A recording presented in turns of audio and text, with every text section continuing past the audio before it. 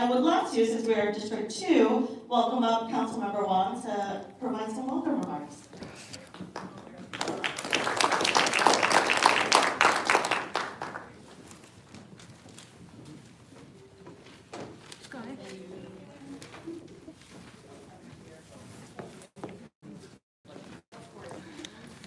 Hey everyone, I'll keep it brief, but I'm Charlene Wong, for those of you who don't know. I do spell it W-A-N-G, and I'm so proud to represent Oakland's Chinatown, District 2, and really we are so privileged to have a fighter like Congresswoman Simon representing us, especially during this time of the Trump administration, just doing so many, truly, it's fascism that we're seeing at the highest level that is really affecting most of all our immigrant communities. So thank you for doing that, and I'm proud at the city council level to ensure that we're fighting for our immigrants too.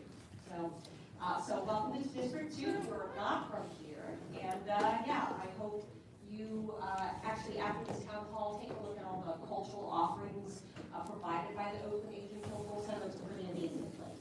So, all right, back to you. Thank you, Councilmember.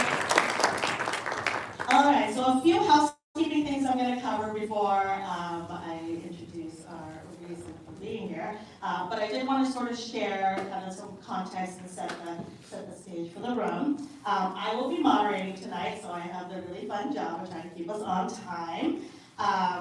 Tonight we'll start with an update from our Congresswoman, which I know we're really excited to hear. And then after this update, I'll be facilitating a Q&A. So there are staff members around the room. I know when everybody arrived, you received a half sheet. I really want to encourage all of you, and these guys waving one around, I really want to encourage everyone to fill out a half sheet. That is the best way for us to stay in contact with you, and that is the best way for us to get the answers to your questions to you. We may not be able to get to everything tonight, so we want to be able to follow up. So please fill out the half sheet, and we want to know what questions y'all are curious about, and we want to be able to follow up. So please fill out a half sheet and turn it into one of our staff members. I will be consolidating the questions into themes so that we can hit on as many topics as possible. And then at the very end, we'll be opening up the mic for live questions at the end. So we will bring the microphone around as well because we want to be able to hear from each of you. I also want to shout out, we have interpreters supporting us here tonight. Thank you so much. We have an incredible ASL interpreter. And then we also have interpreter services in Cantonese and Spanish. If you need them, we have the headsets, transmitters, which you can pick up in the front. And then we have our fabulous interpreters here in the back of the room, holding it down, making sure that we are accessible. Thank you. All right, and so tonight we're going to strike a balance between sharing really important updates and also leaving time for question and answer. We do have limited time in this space, so we will do our best to hear from everyone. With that, I'm really proud and really excited to introduce our incredible Congresswoman, Lateefah Simon.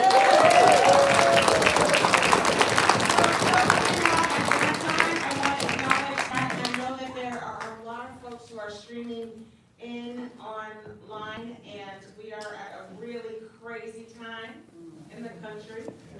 And so I have some remarks that I do want to share, and our team is so amazing. They're always focused on the team to make sure you get to our legislative wins.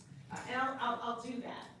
But I also want to acknowledge here what I actually feel energetically from you all. We're in some very, very difficult times, and our folks in our communities are extremely worried about not just the democracy, not just the fate of the republic, but about our own lives.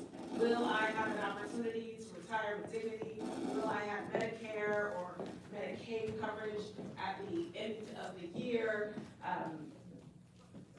Are folks going to steal my neighbors? Is my child, I hear a baby, you know, I have bad eyes, but I guess there's a baby somewhere. Will there be Head Start in our communities? You elected me to do a few things, and that's consistently vote our conscience. So I am not like my sister Charlene. I am not an elected who has a ton of jurisdiction over our city. I don't have jurisdiction over our county. You all elected me, and I'm so honored to be your voice in Washington, D.C. amongst 434 other members of Congress. I am a Democrat. Yes! Although I won't always vote on the Democratic line. I will vote on the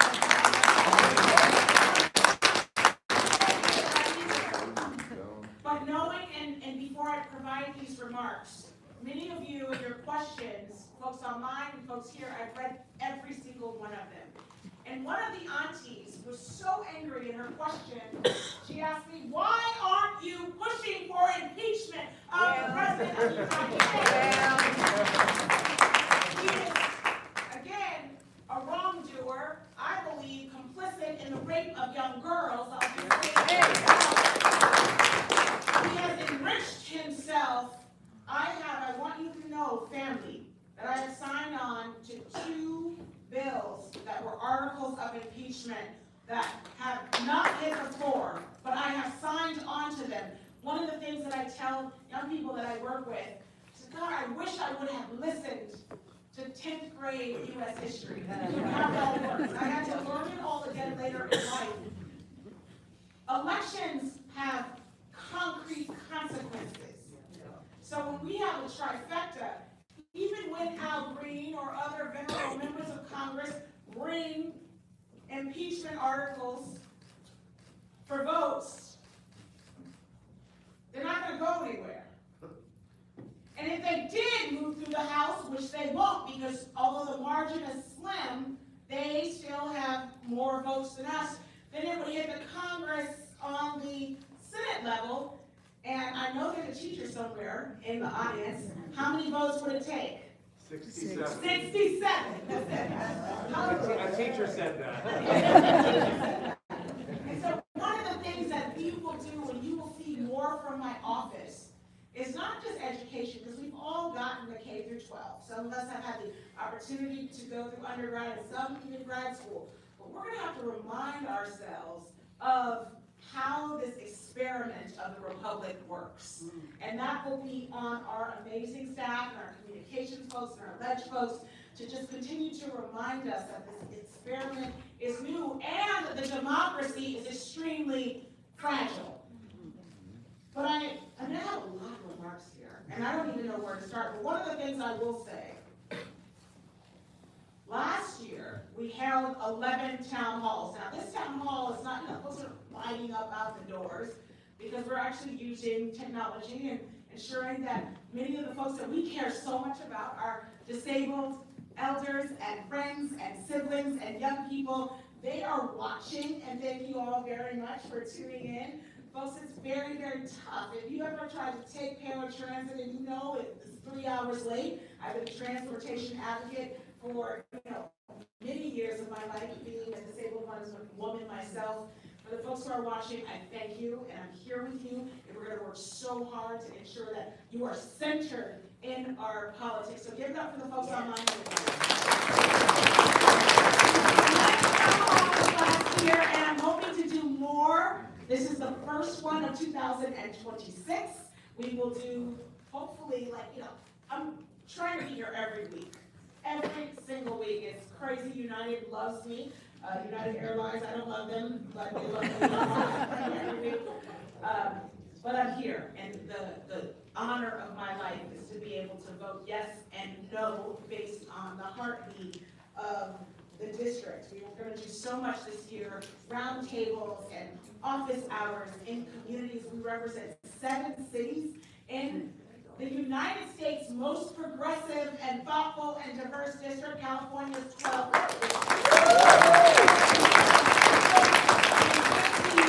Languages in our district, and it makes us so much stronger. We hold really the fabric of how the nation works here.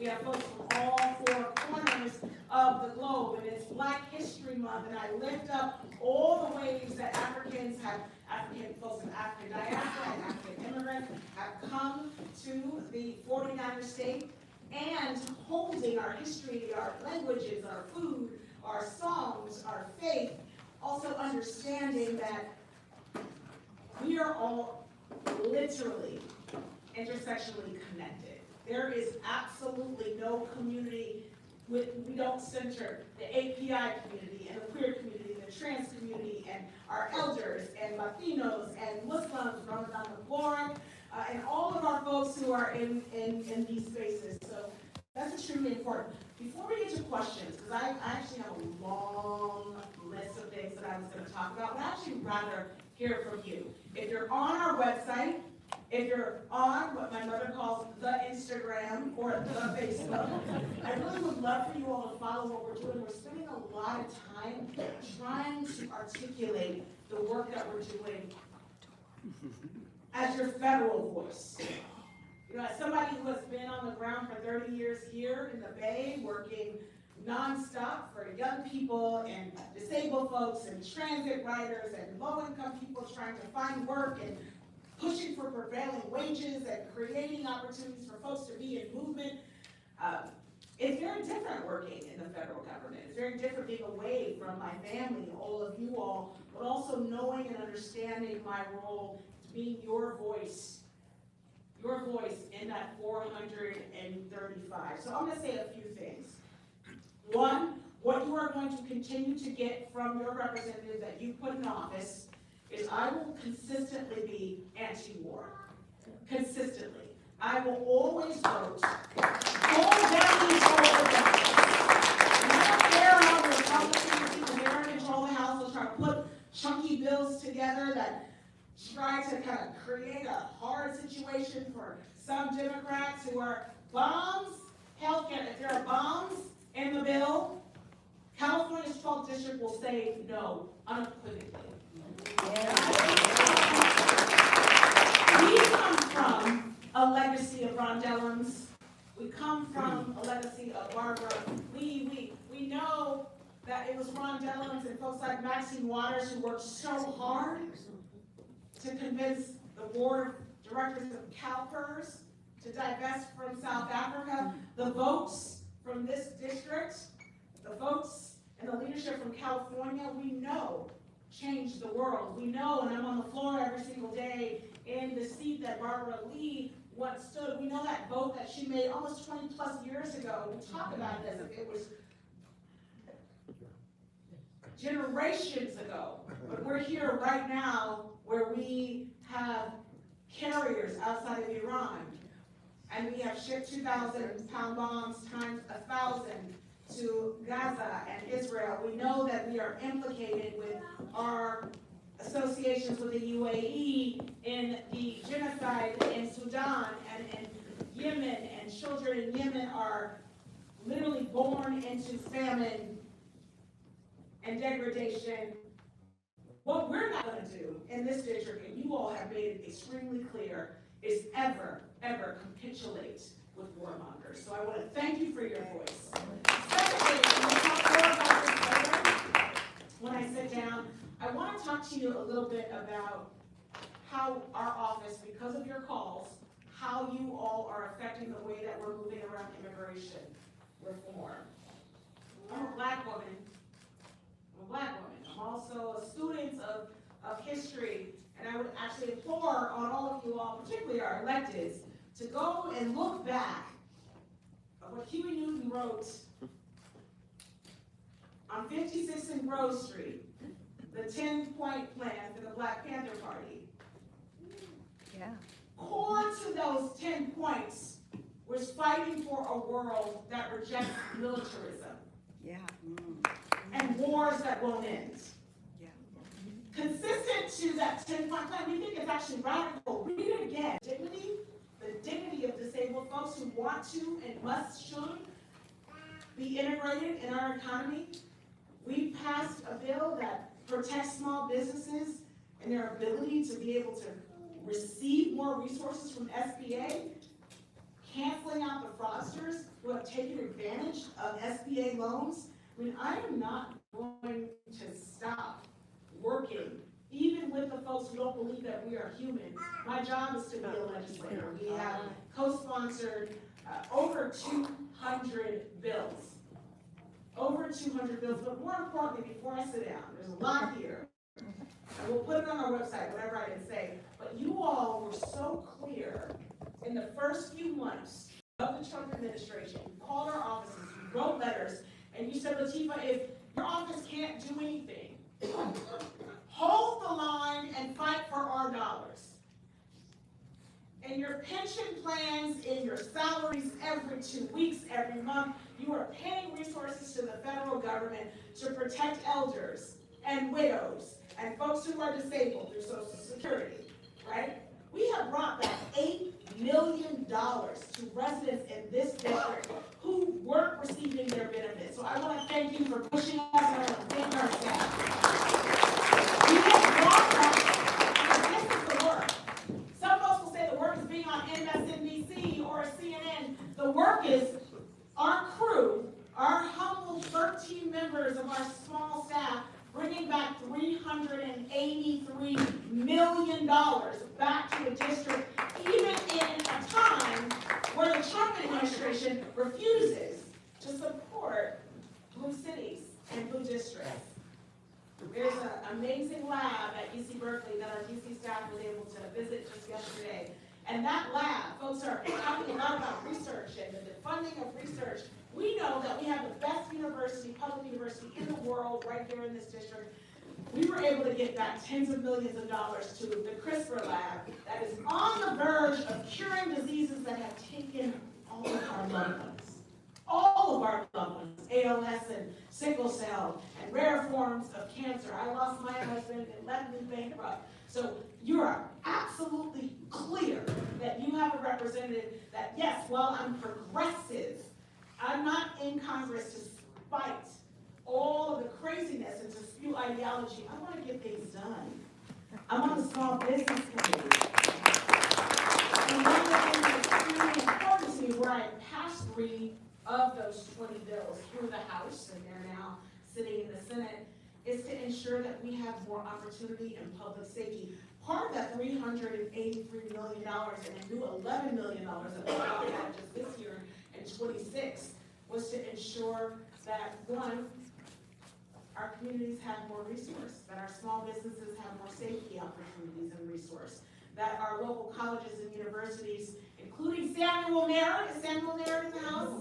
Samuel Merritt is our new, well, you know, they've been around for quite some time, but I don't know if you guys have seen the new amazing facility downtown where literally hundreds of young nurses in training will be training every single day. We want to make sure that this community is the center of innovation.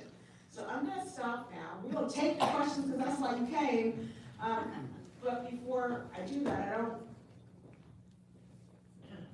want to at all allude to how difficult this moment is. So I can tell you the things that we're trying to do. We're picking up the phone. We're trying to pass legislation. We're co-sponsoring bills. We're the original co-sponsor on the impeachment articles for Kristi Noem. We're going to do this. Environmental degradation, we're going to support every single bill that comes across my desk that is lifting up the values of this district. But I do want to say to the folks who are extremely worried, it's going to be a very hard 2.5, what do we have, 3 years? Yeah. When we win back the House, which we will, because folks in this room, we're bringing to election protection. There are millions of folks getting involved, and they will be at the polls protecting our people. We will have elections, both for the primary and the general election. We will win the House. I'm not going to say when we win, things are going to be great, because even on the Democratic rule, folks have been sleeping on the streets in the thousands just in our district. Mothers have been on wait lists for child care for years. Health insurance, even with Obamacare, has been out of reach for so many folks. Immigrants in Democratic and Republican administrations have been treated less than human. I'm clear about that.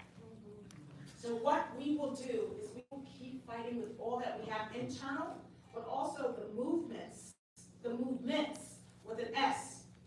Folks, the sweet old ladies that are right by Lake Merritt on Saturdays with their signs, there's like 6 of them, we love them, and we need like 1 million more. Yes.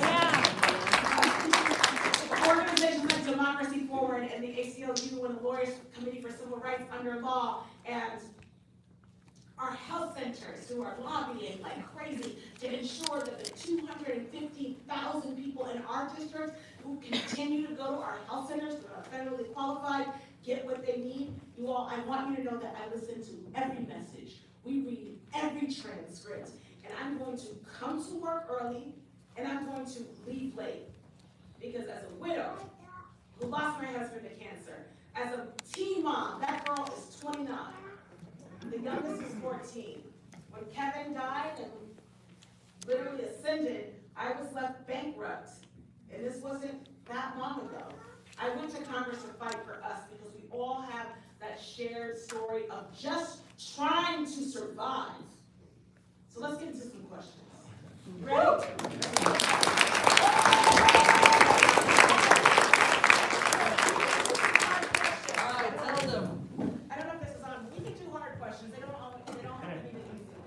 Thank you, I'm sure you guys have some hard questions. Not on. Thank you, Congresswoman. Before we jump right in, I think I'm gonna turn on the mic for you, but before we jump right in, I did also want to acknowledge a few other groups that I know are in the room. We've got the East Bay Regional Park District here. We've got Oakland Rotary in the house. And we have representatives from Assemblymember Villafante's office. We have representatives from Assemblymember Wicks in the room, and also Supervisor Tam. Thank you. I just had to make sure we gave some love. I wanted to start with the question that we saw overwhelmingly as soon as we sent out the RSVP form, was everybody's outrage about ICE. And so I wanted to, I know you mentioned it a little bit in your opening remarks, but can you talk a little bit more about how you're holding ICE accountable and how you are supporting and protecting the immigrant community from the terror that they've experienced? We are so lucky in Alameda County that we have a board of supervisors and a city council that is extremely clear on the local level. But we have been working, and our team has been working with local electeds and community organizations to ensure that we're not just holding the line, like there's not an ethos, but there is an actual plan. But you all actually, thank you. You hired me to be in Congress at a time. Actually, I'll list out what we have done. We, as I said earlier, we're the original co-sponsor of the DHS Secretary known impeachment article. So we didn't come alone. We were a co-sponsor of drafting that legislation. We voted against DHS funding twice. So I want to be clear about this. I'm not anti-law enforcement. I'm anti-bad law enforcement. And equally around the world, you need folks to hold up a social contract. So I want us to know, and many of us know this, post 9/11, it was Democrats who said we need to create a consolidated agency. The acronyms that came out of that fight were ICE. Democrats created and pushed for ICE. They did. They did. And so the $70 billion that has gone just in the last 12 months into the ICE piggy bank, can you imagine if we actually, whether it's Democrat or Republican, and why I am there as a pragmatist who's run organizations for 30 years and actually worked with real people and families. What they have done has never worked. It has not created a more efficacious immigration system. We have known folks in this room, you all know folks, you have folks that you love, that have come to this country and worked with their full bodies and have been waiting 10 years for a court date. The Trump administration just closed the San Francisco immigration courts. There is not a focused goal on creating an immigration system that lives to the promise of this country in chaos. But you know what, I want to be clear, Trump was very clear in his campaign for the presidency about what he would do. And you gotta be clear, they're doing exactly what they said they were going to do. He said it was going to be like shock and awe. And for communities who've never experienced the shock and awe of a rogue law enforcement crew, folks didn't understand what that meant. But many of us did. Women of color, community organizations literally 2013 have been saying abolish ICE. Not abolish immigration system that could work, a court that had judges and paralegals and civil Gideons so that folks actually had representation.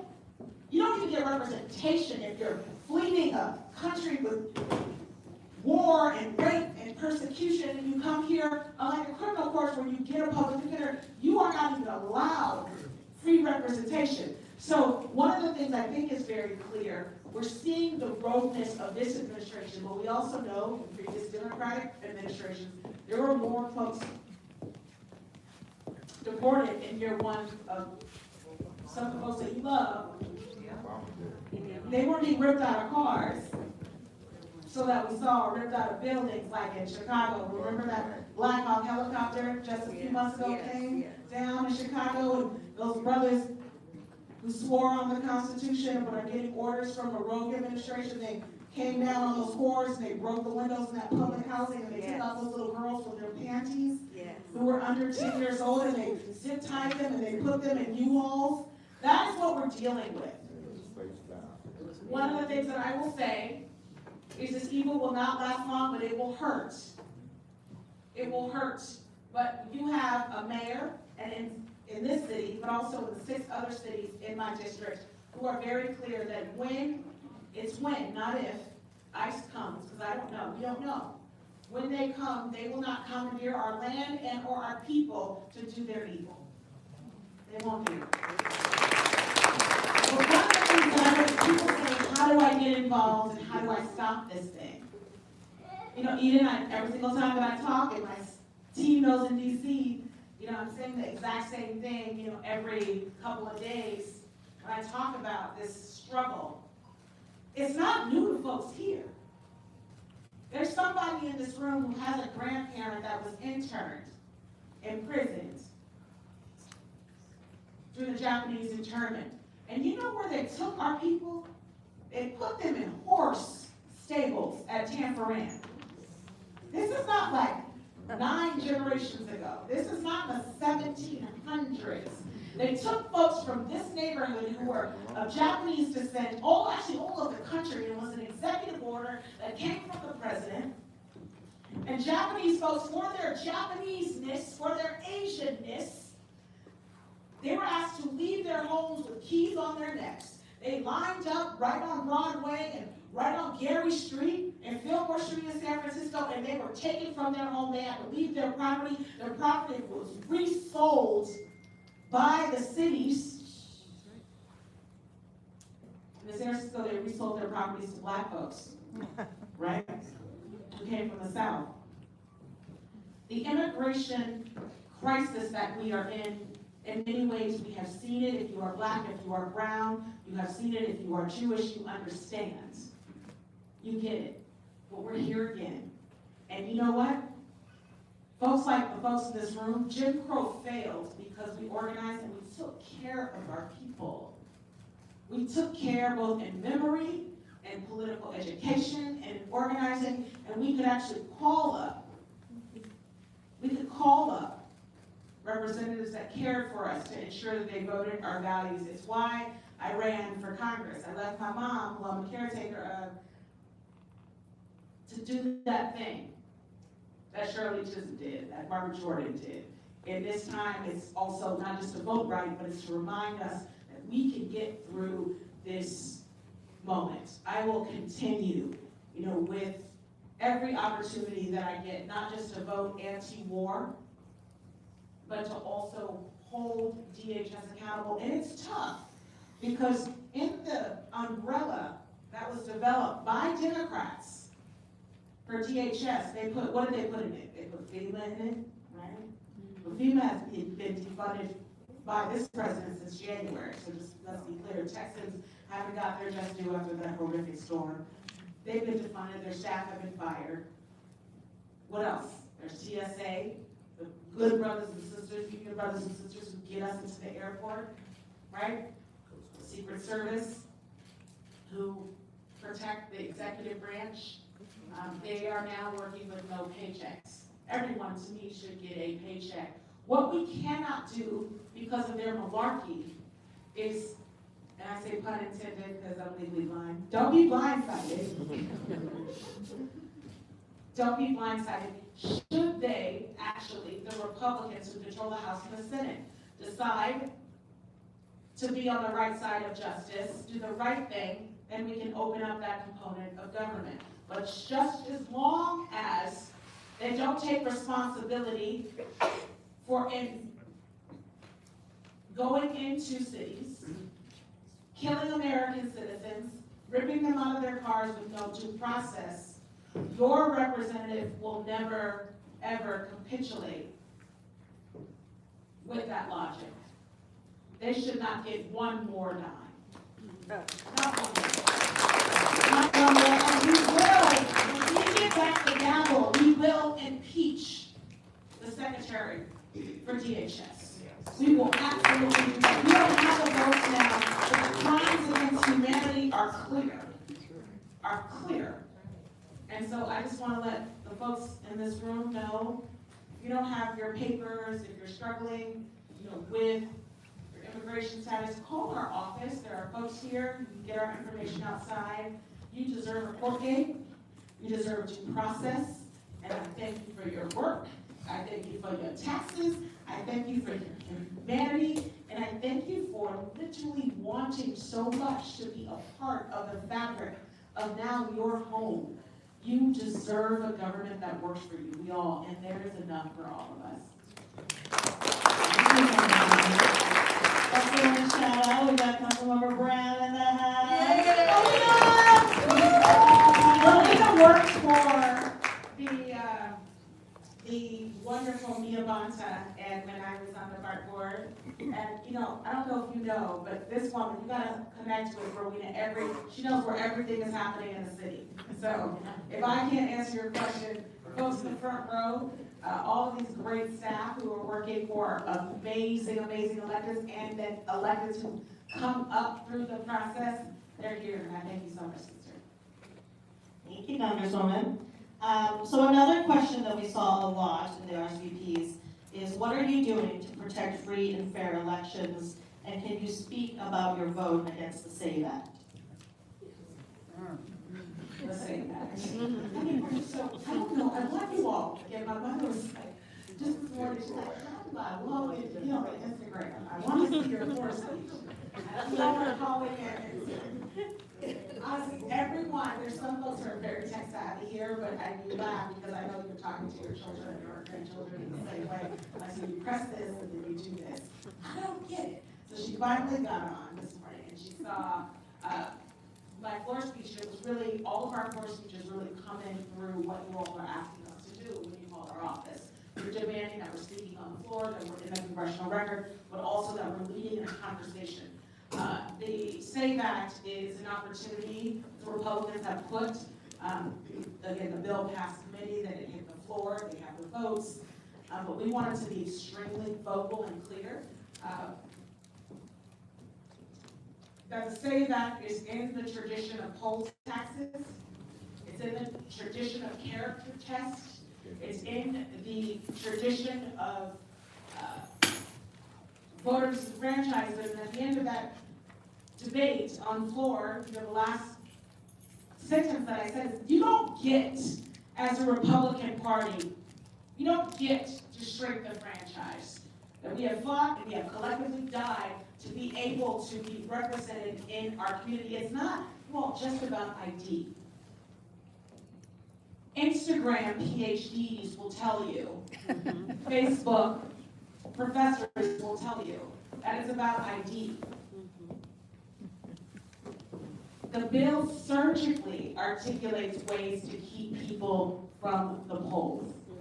It's not, you bring your California ID, the way that it's laid out, it's not as simple as that.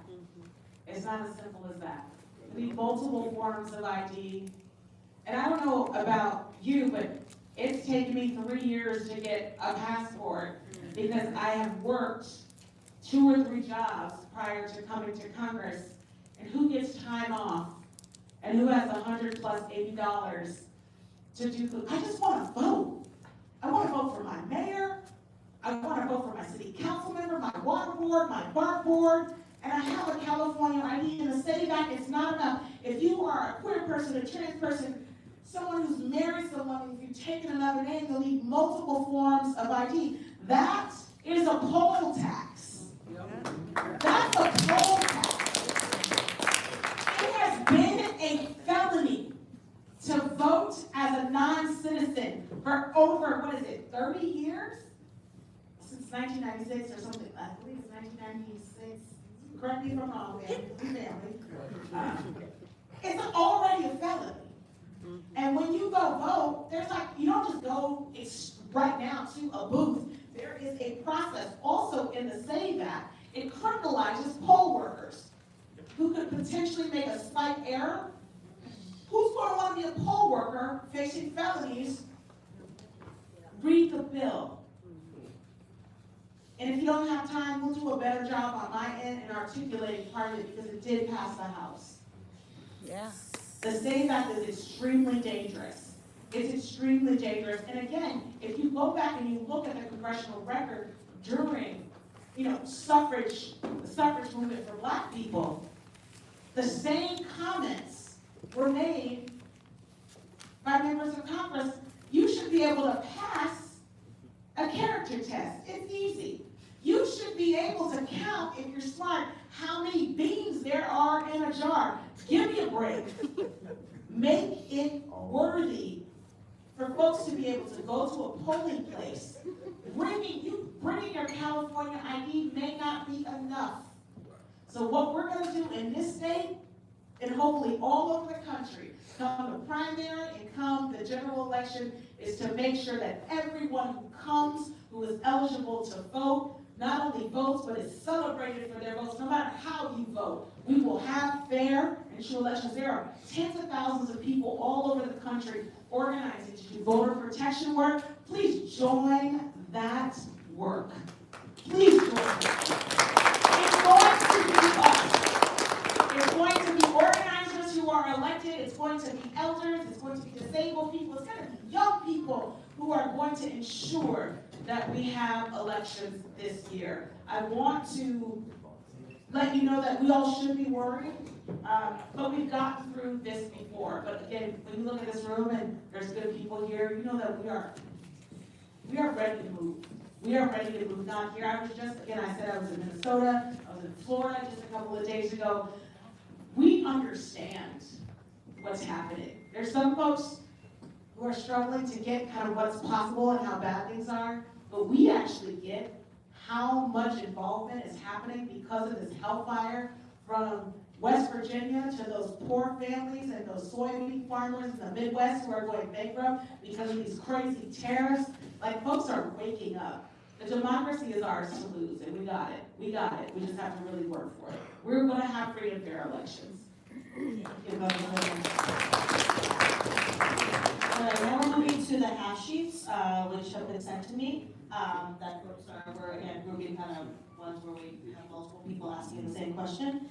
How is the Congresswoman working to fight back against systemic attacks against people of color and the Black community?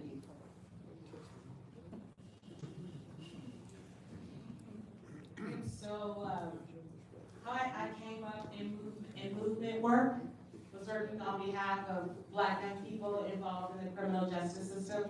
The work that I did, and every position that I've had, from the Lawyers Committee for Civil Rights to Women's Freedom Center, all of my work working to resource movements centered around my understanding of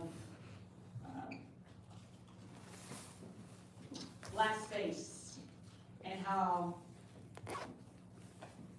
our communities have what they need, we would all be better off.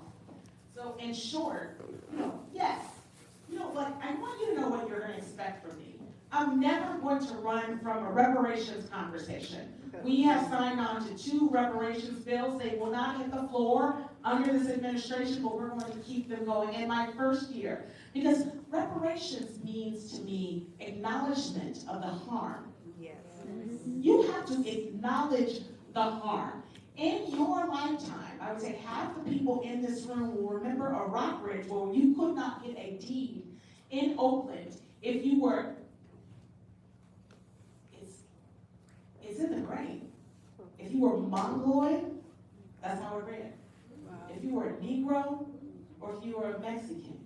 Like, this is not old history. This is not old history. Right now, you know, if you look at the homeless population in Oakland, it's drastically Black and elderly. That is a choice. Not by the folks who have nothing, but by the folks who have everything. Okay. It's a choice. It's a choice that we step over our elders. It's a choice that there's not support on demand for folks with dementia who are Black. It's a choice. And we can reverse it. So everything that I am doing always as someone with Black skin, believe me, my job is to support and lift the voices of 760,000 folks from the beautiful 7 cities of California's 12 districts. And I'm a Black widow first. And I saw my Black husband die in his early 40s from a cancer that I know that he got from living close to that Chevron refinery. When Black folks are good, we're all good. When Asian elders are good, we're all good. When disabled people have what they need, we're all good. Read Angela Blackwell's The Curve Effect.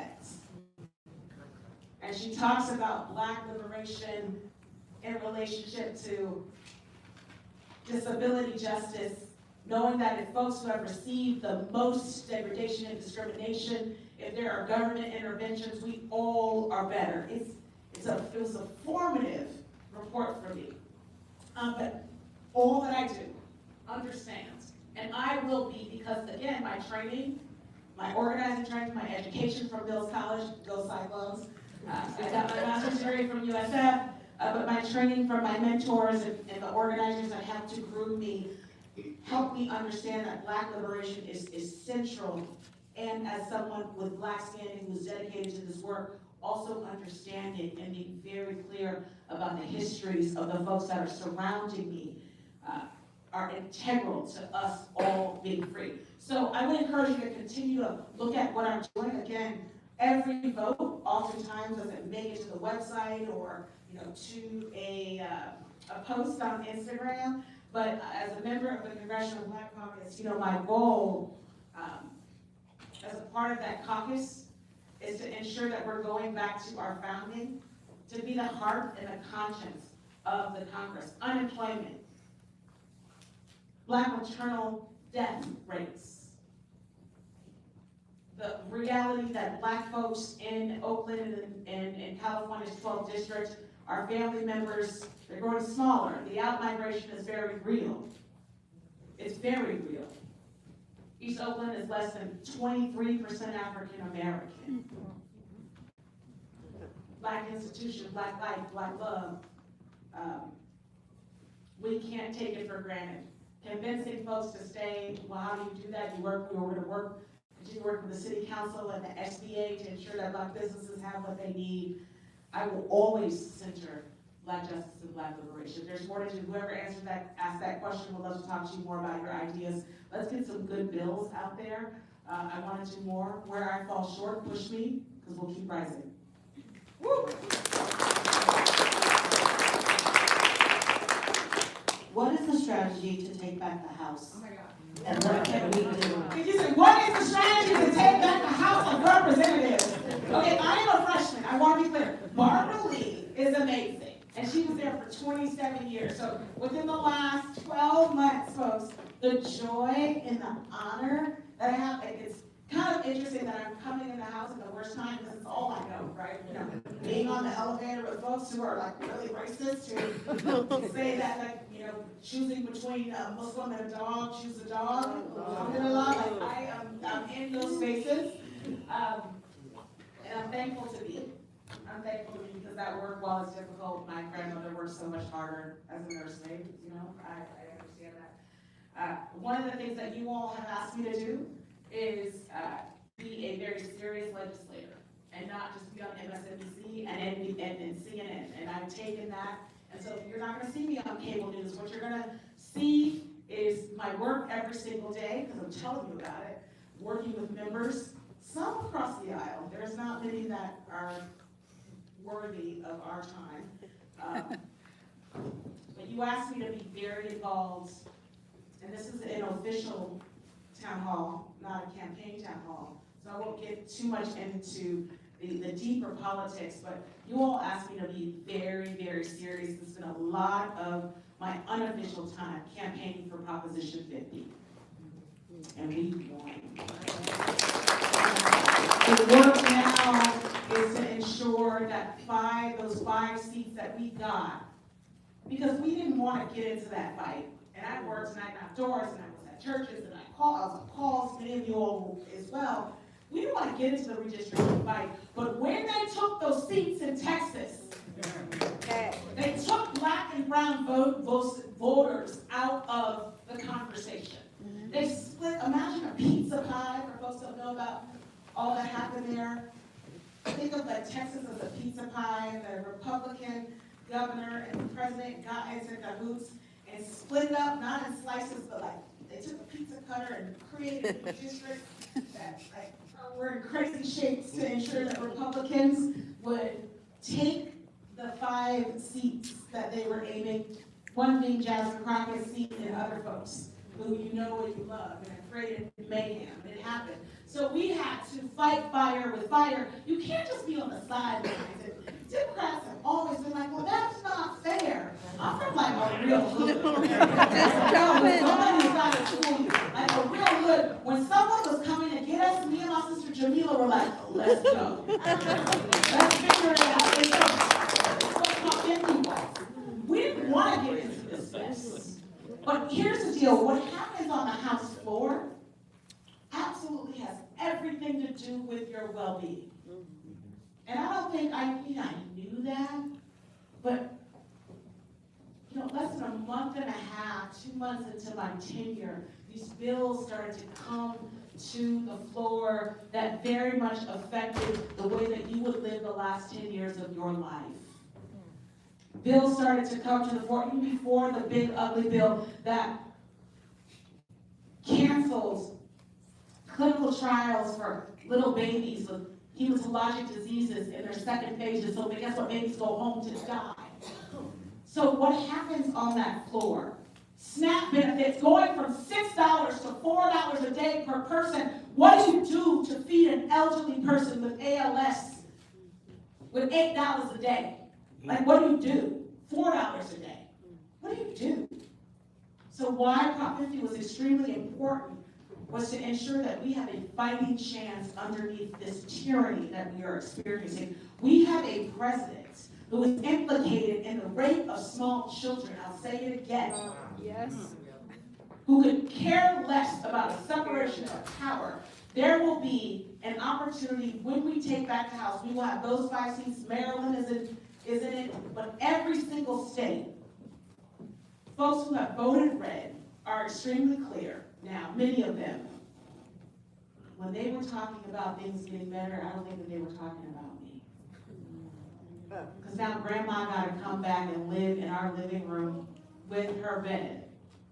There's no more resources for her in the nursing home. We're going to win the House. We are going to win the House. I'm going to be here every single weekend when we're not in session. When I'm not, I will be around the country on unofficial time, working in spaces and all in California to help win these seats. We will be in daycares and we will be everywhere, churches and elderly folks' home, we'll be in parks. It is that important. It's more important than a partisan struggle. It's really about the republic, but more importantly about like material conditions for real people, the people that we care about. We're going to win the House, but it will take work. It's not going to be given. Everyone get involved in your neighborhood organizations. Be those women on the sides of Red Lake Theater, downtown with your signs. Our movement needs to be durable.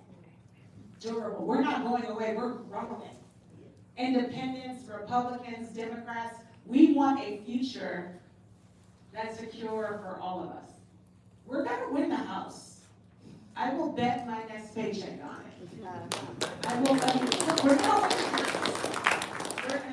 Again, and work for the federal government, I'm getting paid, beginning of the month. That's a big bet. With a 14-year-old daughter. It's a great question, but have faith in all of us together collectively. We have a democracy that is ours to hold up. Because when we fight, we win. We win. When we fight, We win. So I want us to move to the open mic. And how we click on those? Yeah, I was gonna say, we're gonna try, Sally here has the microphone. We're gonna try to hit 3 questions back to back, so we'll just ask all 3, and then the Congresswoman will address them. Okay, so that we get as many folks as we can. Let's do right here in the front, and then this gentleman, turn it back, and then do that. Okay. Congresswoman Simon, thank you for being here in Oakland, Chinatown, and we can't express our gratitude for just so many things for all the work that you do for our community. I'm on behalf of the Chinatown Chamber of Commerce, so one of the questions a lot of our business members want to know is, what are you doing to help fight for our immigrant-owned small businesses? Yeah. So what we did last year, we want to do more with you, is sort of on a district level, we held a business symposium where, you know, a lot of folks in your chamber, your members were clear, like Lateefah, we have to focus on safety. We have to focus on safety. That's extremely critical. And not only do we agree, we have been really pushing for more resources for the SBA. SBA is a Small Business Administration. There are opportunities for folks here in Chinatown and beyond to get resources to secure their spaces. But more importantly, you know, when your business owners, and thank you so much, you know, we have multiple language capacities in our office. When your business owners call our office and they're trying to get in touch with SBA, we really are the through line to that. So if you're a small business owner, you're in Chinatown, you're in East Oakland, you know, you're able to call our office and get the resources from the Small Business Administration. There are resources, there are resources, there are resources. We will support you through that. You know, additionally, what I think is really important for me, and as we work together, I will never gaslight our business owners. There are folks who are progressives who will say, crime is going down.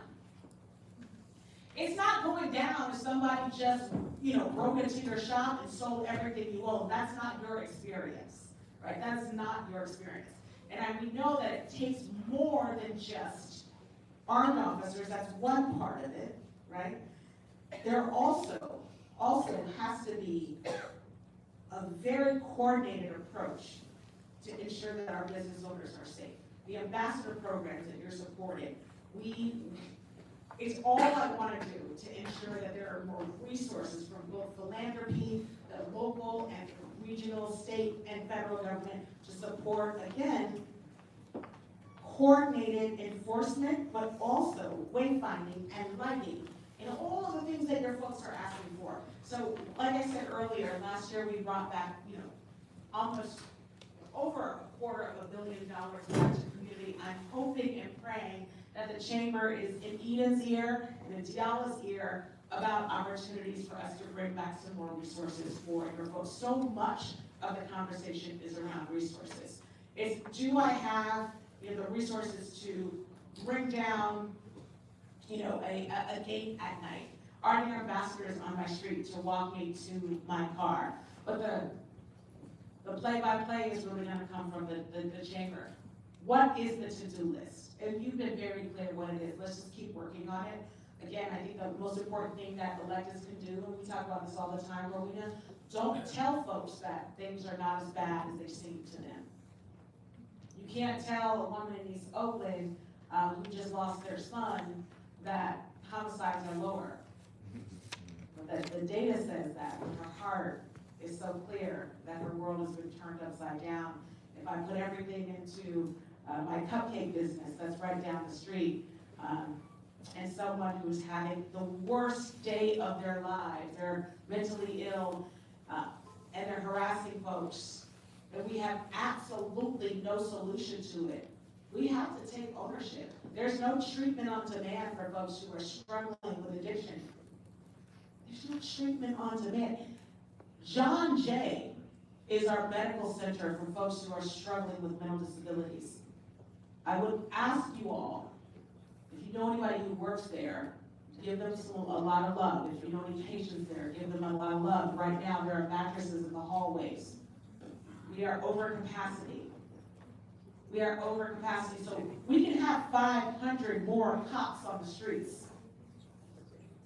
But just so as long as that we're not bringing money home, I'm not, the federal government, our local electeds, we're not focused on real-time solutions for folks who are really at their ends, we're not gonna have safer communities, because most of the folks that I've talked to from the chamber, your chamber members, they're talking about folks who are really struggling with mental health, right? Folks who are hungry, folks who are not in any programs.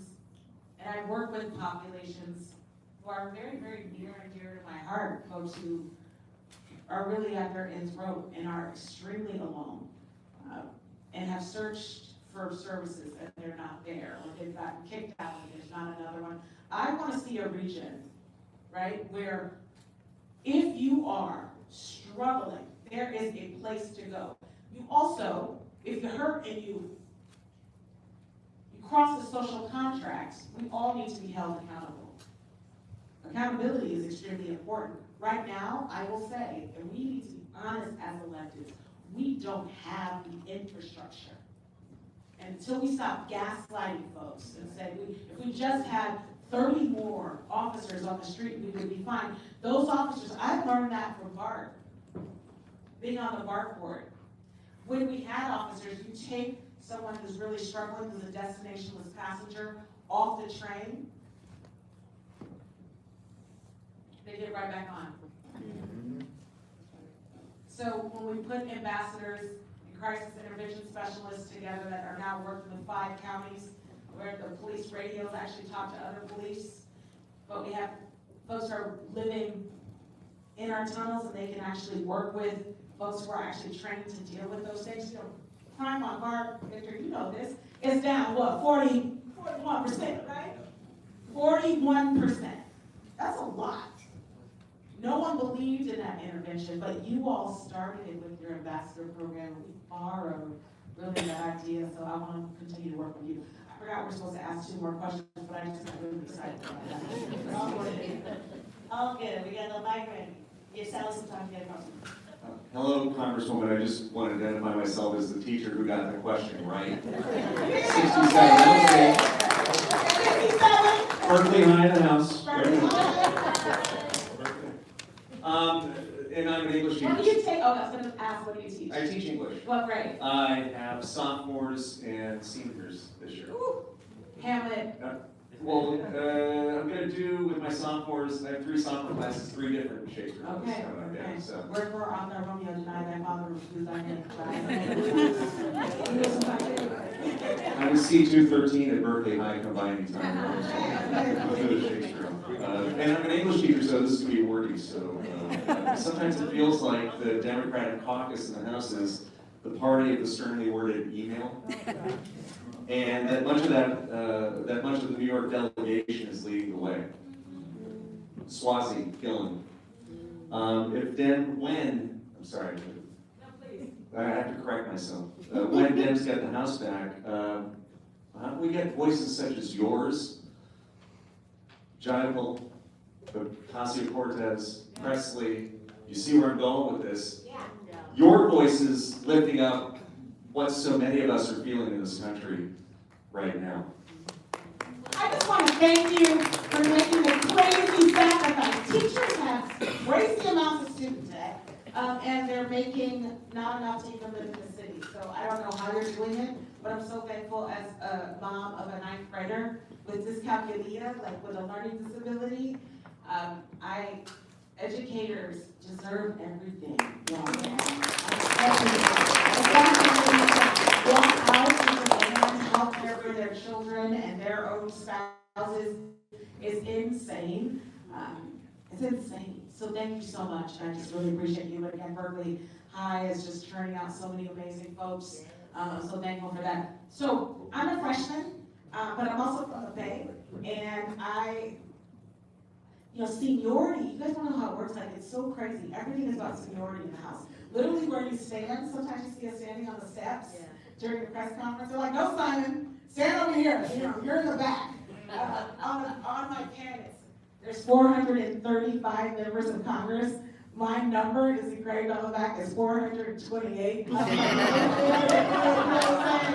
when Barbara left, like there's a lot of seniority that left with this seat. But because, we know that Miss Lee tells me all the time, who cares what the rules are, Lateefah? You come down for me and Rondell and just talk. I am very clear that I'm raising my hand all the time and demanding that we have different conversations. I will say that there has been in here, there is a precedent that has been set. Robert Garcia, y'all know Robert Garcia? Let me tell you about Robert Garcia. This young man is a young Latino, is an immigrant, citizen of the United States, came here as a young boy, became the mayor of Long Beach. He is in his second term, meaning only been in Congress for 3 years. He is way younger than me and way more good looking. He is now the chair of the ranking member. When we get the House back, he'll be the chair. So he's the ranking member, which means there's two, and on each committee, if you're not in the majority, they call you the ranking member, which is like chair, but for the minority party. And then there's a chair of the majority party. So there was a big internal election. And all of these folks who had years on Robert, you don't become a ranking member in the minority or a chair in the majority as a youngster. Well, that changed this year, really, because of so much of what you all have. So one of the most important committees in the United States Congress is led by a young Latino gay man who's amazing. And this is why this man, and also Summer Lee, who is a young black woman who pushed in committee, who's a ranking member of a subcommittee, pushed for the original subpoena of the Epstein files that got most of the files that you read. She got the release of she's a young lawyer, Howard Patrick. It's happening. There are over 55 folks who are resigning, leaving, retiring from the House. Scared. It's happening. But I also want to be clear that birthdays aren't necessarily just the register. Maxine Walker just put an incredible bill on the floor last week on housing. There is nobody, even if I disagree with her on some things, there is nobody that whips that floor like Nancy Pelosi. Right. We don't agree with stuff where stuff is doing. We are not going to agree on everything. The Republican Party is a small tent. We are a big tent as a party. But if you are working, if you are moving us forward, keep doing your work. But if you are just taking up space and voting like the Republicans, you gotta go. But I am so excited to be a part of a new generation of folks who, when I came in, I was like, yes, I want to be the vice chair of the Congressional Progressive Caucus. They're like, okay. I was like, okay, let's go. So we're gonna keep working, and you will see our office both on the ground here, answering those calls, fighting for our folks, but you'll also see us being extremely courageous, even if it costs us some power in our votes and in our actions.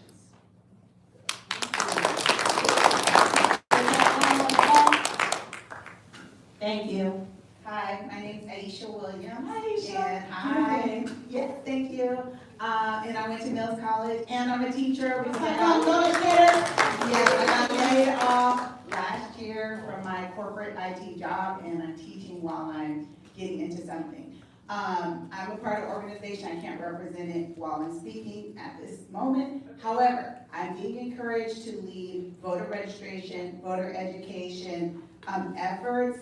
And if you could share with me why you think that's important still, because sometimes people don't feel it's important. So, Reverend Michael McBride yesterday, we brought our whole staff here this week from DC and our local staff, and we've been retreating, not really retreating, more advancing. Taking time to go to the office, really strategize about how we're moving. And so we brought in Michael McBride. Reverend Michael McBride, I call him like a young Martin Luther King. He's a liberation theologian. And he talked to us about Jesse Jackson, the Jesse Jackson that unfortunately for many of us has been sanitized But if you go back and you look at, he offered Jesse Jackson's writings and some of his quotes, he talked about the fact that folks, good and bad, are elected not for the folks who do vote, but for the folks who don't. So that, and I went back looking at YouTube, and it just is so prophetic. This was Jesse almost 20 years ago. If you care nothing about what's happening in DC, because folks oftentimes, it just feels too big. Your potholes, how Medicare and Medicaid, how grandma pays for her prescriptions. We actually have to, where the Democratic Party has completely fallen off, is, I don't want to hear the rhetoric, I want to hear the story. Yeah. Right? Like, I actually want folks to understand how powerful we can be. Votes, members of Congress have won their seats off of 36 votes. But what happens here locally, if we can get folks to the polls here, they'll say, in California, we always go vote for a Democrat for president. I need them to know the Rowenas. Yeah. The young woman who grew up in foster care, who went to law school, who's now your city council member. Who's gonna fight for young people, queer kids, and our elders. We get people to the polls, but we have to tell the stories. So when you're registering folks to vote, and we say this, I say this, our office says this on the floor every day, we're fighting for the mother who doesn't have quarters for laundry. Her. Most folks who are politically engaged, you haven't gotten quarters for laundry in a while. I know I have a washer and dryer in my little apartment that I rent. But the time tax on being poor is a real thing. The waiting for a bus or paratransit in the rain is expensive, and it takes time. So the folks who are able to muster up the courage to register to vote, they have the power to decide how long Granny waits in the rain for paratransit, right? And whether or not that woman who is fighting to get her baby to Fruitvale to Head Start at 9:30, and then go off to her half-time job, and then try to go to Lady College, and then go to the bank to get quarters at night for laundry, just maybe, if we can get 500 more people to vote in Oakland, they will vote for a city council member like Unger, or a BART director like this young, beautiful Latino man who is overseeing a TOD development that will provide hundreds of low-income people with beautiful housing at West Oakland that just broke ground 2 weeks ago. Give it up for this. So we want to figure out, as organizers, how to tell the story. Rowena, if she wasn't great, could lose an election if just this many people decided to say, nah. But we have to see it, and as electeds, we actually have to get back to working for real people. Real people. And not just trying to hit the networks, and not just trying to have a social media post. We need to be, and we always talk about this, but we want to be sweaty at the end of the day, having served our folks. So I would love to figure out how to work with you, sis. And anyone doing voter registration work, we need to continue to talk together. I don't want to spend too much time in this hall, because I actually, as you all are leaving out, I want you to talk to one another. We're going to do probably, and I know our staff are like, oh my God, I want to do maybe like 15 more town halls, town halls and community, but we're going to be doing office hours, like a community organization. So read those newsletters, and also give us feedback that's honest. Be like, you know what, Lateefah, you think you're doing a good job, but like, this is how it would work for my auntie to get this information. Getting out the vote, but also being civically engaged, pushing your electeds to do the right thing, because remember, you're the boss. You're the boss. If we can start telling folks the power that we have is to hire and fire the folks who have power. That's what the vote is. Yes. Thank you, Congresswoman.